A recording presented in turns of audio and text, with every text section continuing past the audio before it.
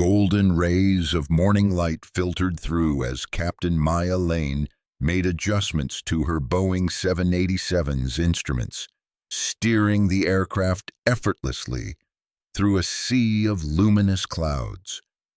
The 289 passengers traveling with her from Phoenix to Chicago sat comfortably in their seats, completely unaware that their composed pilot once went by another identity during her Air Force days, a name spoken with reverence and mystery. In her current role, she was known simply as Captain Lane, professional, composed, and recognized for her impeccable flying record. Her past as an elite aviator remained hidden from everyone aboard. Her co-pilot, Daniel, made light conversation about his upcoming weekend while reviewing their flight trajectory. He showed her the same courtesy he'd extend to any seasoned captain, oblivious to the fact that her hands had once maneuvered an F-15 through danger zones so treacherous that most aviators declined those assignments. That chapter closed 13 years earlier when Maya chose to leave everything behind, including the call sign that remained etched in her memory. Ghost Rider lived a low-profile existence now. She avoided publicity and media attention, preferring uneventful flights and solitary evenings with books in her modest home. The airline's records portrayed her as just another former military pilot who transitioned to civilian aviation. Her personnel file revealed nothing remarkable. Consistent training records, positive evaluations, and a typical career progression. Her documented history appeared deliberately unremarkable, yet Maya carried the knowledge of her true past. Her service record had been sanitized following one final top-secret operation that continued to disturb her sleep. She departed from military service with profound sadness, believing she needed an existence free from classified information and lingering threats. Now, gazing through the cockpit glass, she appreciated the tranquility she once desperately sought. Commercial aviation provided her with breathing room. Gone were the missiles, emergency sirens, and split-second life-or-death decisions. Instead, she dealt with meteorological updates, standard radio communications, and occasionally anxious travelers. Maya believed she'd finally discovered serenity. However, peace sometimes serves merely as an interlude before fate circles back. "Captain, you should see this," Daniel announced abruptly, indicating a subtle anomaly on their system display. "Several planes are reporting in with unusual transmissions. Houston Center wants everyone monitoring their instruments closely." Maya's expression shifted to concern. Daniel's delivery seemed casual, but the content wasn't. She'd encountered similarly phrased advisories previously, carefully worded, excessively calm. It was the manner controllers used when trying to prevent widespread alarm. Her professional instincts activated immediately. She examined every dial and readout. All parameters appeared completely normal, engines running smoothly, hydraulic systems functioning properly, cabin pressurization holding steady. Despite this, something felt off. 13 minutes elapsed before Daniel gasped sharply and gripped the instrument panel's edge. His complexion turned ashen, his breathing labored. "Daniel," Maya reached toward him without hesitation. "Talk to me, what's wrong?" "Can't breathe," he managed to say, his voice breaking as he clutched at his chest. Maya's pulse quickened. Her eyes darted to the cabin pressure indicator. The reading showed normal, completely normal, yet her training told her the truth. The gauge was providing false information. She quickly placed the emergency oxygen mask over Daniel's face. He gasped for air like someone drowning. Maya activated the call button. Within seconds, Sarah, the lead flight attendant, appeared with alarm evident in her expression. "Captain, 4 passengers have just lost consciousness in different sections. More are experiencing dizziness. Something seriously wrong." Maya's heart pounded harder. Different locations, simultaneous collapses, a faulty pressure reading. This wasn't a mechanical malfunction. This was strategically executed with military precision. "Tell all flight attendants to don oxygen masks right away," Maya commanded. "Anyone feeling dizzy or weak needs a mask immediately. No delays." She gripped the control yoke, disengaged the autopilot system, and aggressively pushed the nose downward. "Chicago Center, Flight 229 declaring an emergency," she transmitted. "Executing rapid descent to 10,000 feet. Cabin pressure malfunction. Multiple crew and passenger incapacitations." The controller responded without delay, tension in his voice. "Flight 229, emergency acknowledged. Clearing all traffic from your path. Begin immediate descent."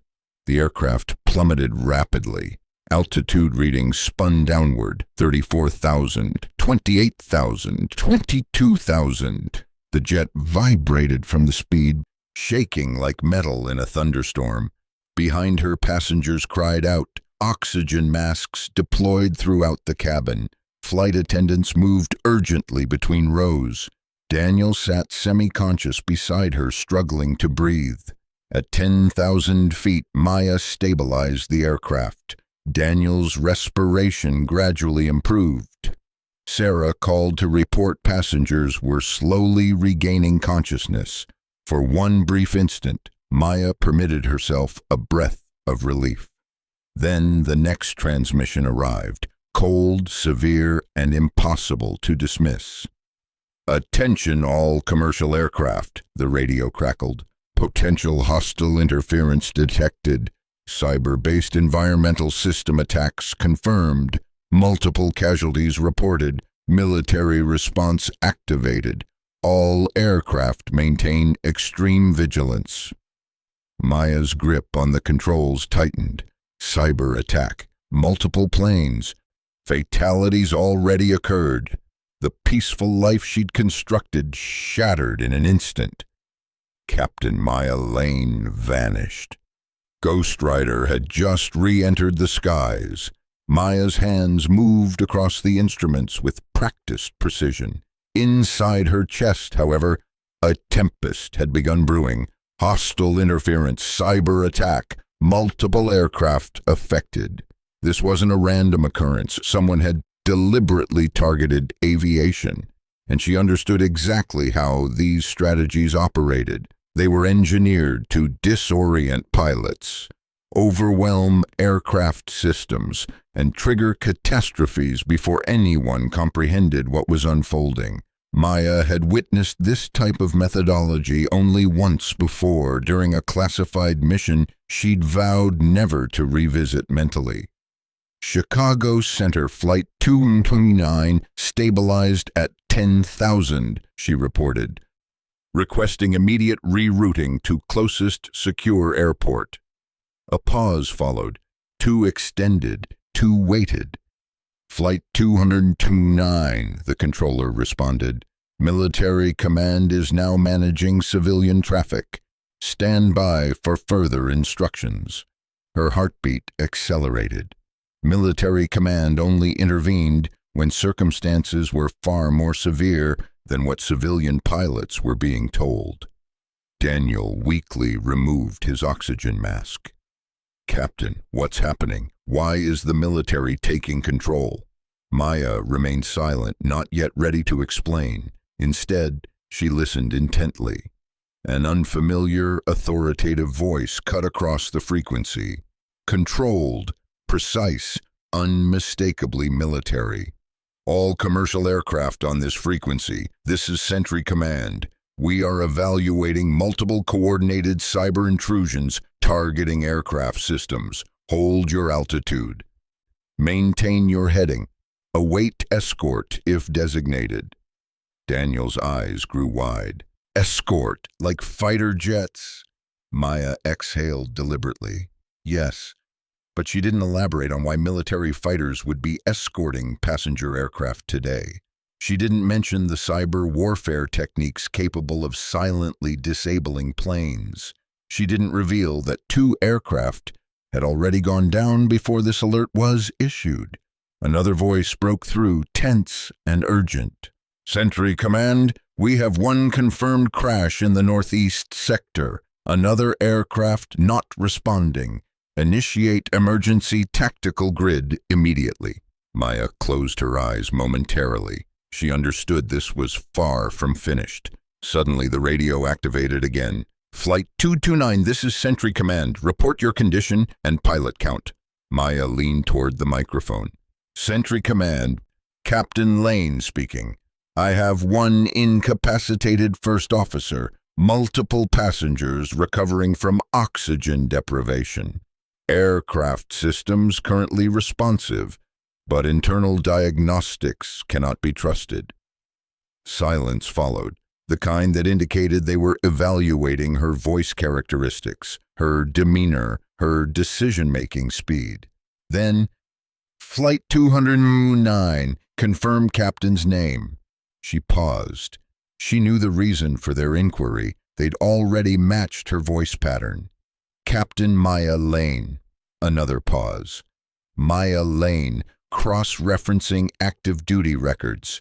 Please wait." The transmission suddenly switched to a different frequency without her intervention. A secure military channel opened, one she thought she'd never access again. "Aircraft 229, identify yourself. Military authentication required." Daniel stared at her in confusion. "Captain, how are they accessing us on that channel?" Maya didn't respond. Her throat constricted. The burden of 13 years pressed against her shoulders. She reached with a trembling hand toward the radio and activated a switch no commercial pilot should know exists. "Sentry Command," she said quietly. "This is Ghost Rider." Daniel froze as though all oxygen had been extracted from the cockpit. The radio erupted. "Repeat that! Sentry Command requesting confirmation. Ghost Rider impossible. That call sign was retired. Verify authentication code immediately." Maya spoke with clarity and firmness, as if she'd never stopped. "Authentication code Delta Victor 77 Tango. Repeat, Delta Victor 77 Tango." For 3 extended seconds, the sky itself appeared to pause. Then a younger voice, overwhelmed and stammering, "Ghost Rider, ma'am, we studied your missions in Advanced Academy. I can't believe." Another voice interrupted, formal and controlled. "Ghost Rider, this is Raptor Lead. 2 F-22s diverting to your position. Estimated time of arrival 9 minutes. Maintain current altitude. You are now classified as Priority Asset Alpha." Daniel looked at her as though she'd transformed into an entirely different person. "Captain, who are you?" Maya didn't look at him, not yet. The past had already forced its way through the door, and she wasn't prepared to let anyone inside at this moment. "Right now," she said softly, "I'm the pilot keeping this plane airborne. That's all you need to know." The radio continued. "Ghost Rider, intelligence indicates hostile actors may attempt a second-stage interference. Monitor for environmental spikes, electrical anomalies, or system resets." Maya scanned the instrument panels. Every flicker, every vibration now carried significance. "Raptor Lead," she replied. "I need tactical awareness. Are there enemy aircraft involved? Drone interference? Signal jamming?" "No visual contacts yet," the F-22 pilot answered. "Threat appears to be ground-based cyber intrusion. But we're here, ma'am. You're not flying alone." Something stirred in Maya's chest, something she thought she'd buried forever. The reassurance of another pilot on her wing, the trust of warriors who knew her past accomplishments. The silence shattered again. "Sentry Command to Ghost Rider. Be advised, 5 additional aircraft now reporting identical symptoms. This attack is expanding.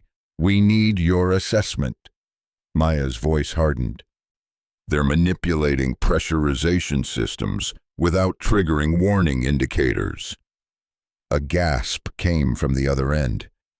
That's impossible. No one should have the capability to— They do, Maya interrupted. I experienced something similar once before. This is coordinated and intentional. Someone wants casualties in the air. Daniel whispered, how do you know that? How can you possibly know that? Maya finally looked at him, calm, steady, unshaken, because this isn't the first time I've witnessed it.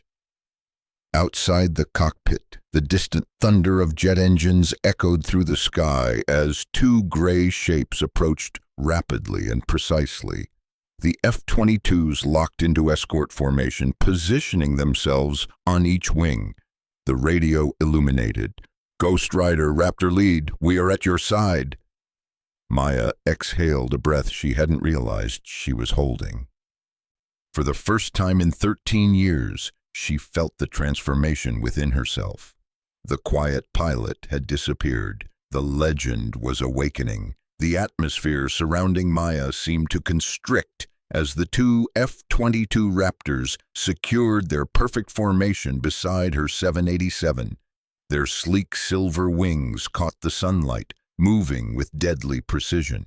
The passengers remained unaware of their presence. To Maya, they felt like specters from an existence she'd concealed beneath.